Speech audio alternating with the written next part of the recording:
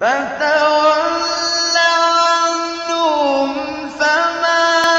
أَنتَ بِمَلُومٍ وَذَكِّرْ فَإِنَّ الذِّكْرَىٰ تَنفَعُ الْمُؤْمِنِينَ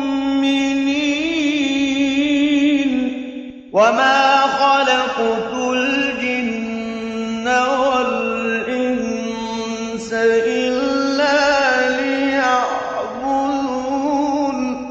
مَا أُرِيدُ مِنْهُم مِّن رِّزْقٍ وَمَا أُرِيدُ أَن يُطْعِمُونِ إِنَّ اللَّهَ هُوَ الرَّزَّاقُ ذُو الْقُوَّةِ الْمَتِينُ